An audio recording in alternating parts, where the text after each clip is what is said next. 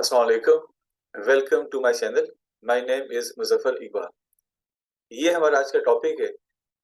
Last video में हमने ये देखा कि मेथड ओवरराइडिंग क्या होती है। आज के लेक्चर में हमने ये देखना है कि जावा का जो बिल्ट इन इक्वल्स मेथड होता है उसको आप कैसे ओवरराइड कर सकते हैं। सबसे पहले लास्ट लेक्चर का रिकैप कर लेते हैं कि मेथड ओवरराइडिंग होती क्या है।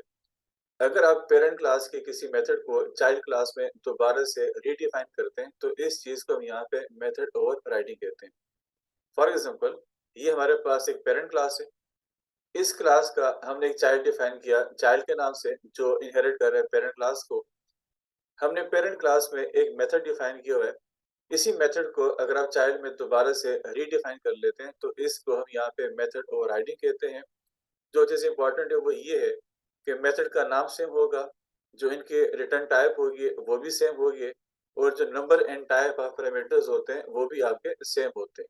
तो अगर आप पेरेंट के किसी मेथड को चाइल्ड में दोबारा से रीडिफाइन करते हैं, this thing is called method और राइटिंग। जावा की ऑब्जेक्ट क्लास में एक मेथड डिफाइंड है, उसका नाम इक्वल्स है, जो कि यूज होते हैं एक ही क्लास के दो ऑब्जेक्ट्स को आपस में कंपेयर करने के लिए।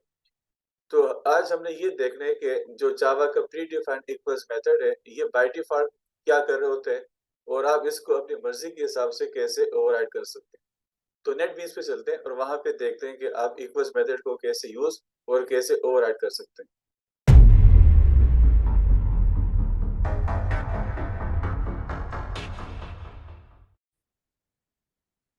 तो ये एक क्लास है जिसका नाम स्टूडेंट है। ये इसके कुछ एट्रीब्यूट्स हैं। ये इसका डिफॉल्ट कंस्ट्रक्टर है, ये इसका पैरामीटराइज कंस्ट्रक्टर है, और यहाँ पे इसका डिस्प्ले मेथड है। यहाँ पे हमने इसके दो ऑब्जेक्ट्स डिफाइन किए हुए हैं। जो फर्स्ट ऑब्जेक्ट है इसका रोल नंबर 101 है, इसका जो नेम है वो अली है, इसके मार्क्स 77 है। ये इसका दूसरा ऑब्जेक्ट है जिसका रोल नंबर ये है, ये इसका नेम है और ये इसके मार्क्स है। S1 और S2 इसके दो रेफरेंस वेरिएबल्स हैं। S1 में स्टोर होगा फर्स्ट ऑब्जेक्ट का रेफरेंस, और S2 में स्टोर होगा सेकंड ऑब्जेक्ट का रेफरेंस। ये इक्वल्स मेथड है जो जावा का प्री डिफाइंड मेथड है। यहाँ पे S1 को S2 से कंपेयर किया जा रहा है, और ये चेक करेगा कि क्या S1 की वैल्यू और S2 की वैल्यू सेम है कि नहीं। इसको रन करने से पहले आई विश कि आप खुद जरा एज्यूम कर लें कि क्या S1 को जब S2 से कंपेयर करेगा तो क्या वो डिस्प्ले करेगा सेम या वो डिस्प्ले करेगा डिफरेंट। तो आप यहाँ पे वीडियो को पॉज कर सकते हैं और जरा खुद सोचें कि इसका जो रिजल्ट है वो सेम या डिफरेंट में से कौन सा हो। मैं अगर इस कोड को यहाँ पे रन कर लेता हूँ तो ये इसका आउटपुट है एंड दैट इज डिफरेंट। और इसकी वजह बेसिकली ये है कि S1 के जो कंटेंट्स होंगे और S2 के जो कंटेंट्स है वो डिफरेंट है।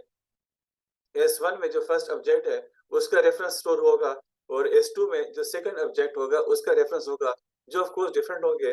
तो इस वजह से हमारे पास जो इक्वल्स मेथड है ये आपको फॉल्स देगा, और फॉल्स होने की वजह से जो ये वाला ऑप्शन होगा ये डिस्प्ले हो जाएगा।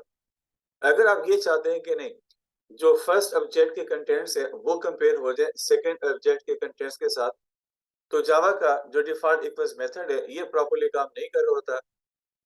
आपने इस इक्वल्स मेथड को अपनी मर्जी के हिसाब से ओवरराइड करना होगा। तो इसको हम कैसे ओवरराइड कर सकते हैं? ये हमारे पास क्लास है। हमने पहले बात की थी लास्ट लेक्चर में, अगर किसी क्लास के पेरेंट नहीं होता तो इसका बाय डिफॉल्ट जो पेरेंट होगा वो ऑब्जेक्ट क्लास है। तो मतलब कि इस क्लास के जो पेरेंट है वो ऑटोमेटिकली ऑब्जेक्ट क्लास बन चुकी है। उस ऑब्जेक्ट क्लास में इक्वल्स मेथड डिफाइंड है जो कि जावा ने खुद डिफाइन किया हुआ है। मैं इसके पेरेंट के इक्वल्स मेथड को यहाँ पे ओवरराइड करना चाहता हूँ। तो इसको ओवरराइड करने के लिए हम यहाँ पे कुछ कोड लिखेंगे।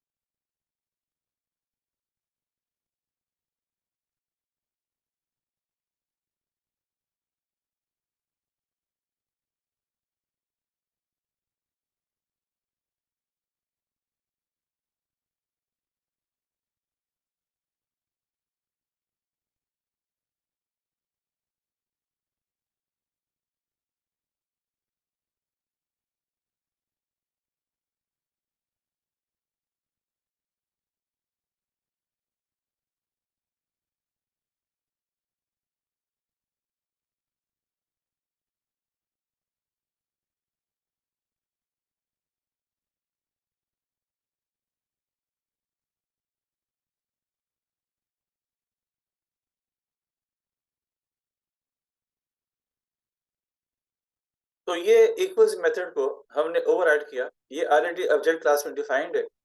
इसका जो फॉर्मेट है ये आपको ऐसे ही फॉलो करना पड़ेगा। यहाँ पे आपको लिखना पड़ेगा पब्लिक। ये इसकी रिटर्न टाइप है, इक्वल्स के नाम से डिफाइंड है, जिसको हम यहाँ पे ओवरराइड करना चाह रहे हैं। और यहाँ पे इसका एक ही पैरामीटर होता है जिसकी टाइप ऑब्जेक्ट होती है। इस ऑब्जेक्ट को हमने यहाँ पे टाइप पास किया स्टूडेंट क्लास में। उसके बाद दिस हमारे पास कॉलिंग ऑब्जेक्ट होगा। यहाँ पे जो कॉलिंग ऑब्जेक्ट है ये S1 है, तो S1 इसको कॉल करे इक्वल्स मेथड को, तो दिस यहाँ पे रेफर करेगा S1 को। और ये जो S है ये S2 होगा। यहाँ पे हमने S2 को पास कराया था, तो S2 का जो रेफरेंस होगा वो यहाँ पे आ रहा है ऑब्जेक्ट है, तो जिसको हमने बाद में टाइप पास किया यहाँ पे S में। तो मतलब जो यहाँ पे S होगा ये रेफर करेगा इस S2 को, और जो दिस होगा वो रेफर करेगा इस S1 को। तो जहाँ पे यहाँ पे दिस है इट मींस कि वो S1 को रेफर कर रहा है, और जहाँ पे यहाँ पे S है ये रेफर करेगा S2 को। तो अगर S1 का रोल नंबर और S2 का रोल नंबर सेम है, S1 का नेम और S2 का नेम सेम है, और S1 के मार्क्स और S2 के मार्क्स सेम होंगे, तो ये आपको रिटर्न कर देगा ट्रू। अदरवाइज अगर यहाँ पे किसी भी जगह पे फर्क आ जाएगा तो ये आपको रिटर्न कर देगा फॉल्स। अगर हम यहाँ पे अब इस कोड को एग्जीक्यूट कर लेते हैं, ये चीज़ इंपॉर्टेंट है कि यहाँ पे मैंने कोई चेंज नहीं किया, कोड ये वही है जो हम ऑलरेडी यूज़ कर रहे थे। तो मैंने जस्ट यहाँ पे मैंने सर यहाँ पे इक्वल्स को ओवरराइड किया। जब ये ओवरराइड हमने नहीं किया था, तो ये इक्वल्स कॉल कर रहा था डिफ़ॉल्ट इक्वल्स को, जो कि ऑब्जेक्ट क्लास में डिफाइंड है। जब हमने यहाँ पे इसको ओवरराइड कर दिया, तो ये जो आपका अपना इक्वल्स मेथड होगा, इसको ये यहाँ पे कॉल करेगा, और कॉल करने के बाद अगर हम इसका यहाँ पे आउटपुट देखें,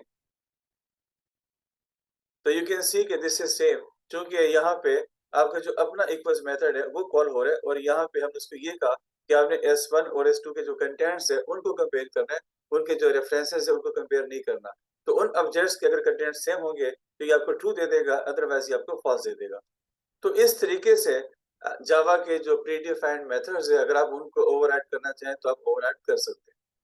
तो आई होप सो कि क्लियर हो गया होगा कि ओवरराइडिंग क्या होती है, और जावा के प्री डिफाइंड मेथड्स को आप कैसे ओवरराइड कर सकते हैं। Thank you.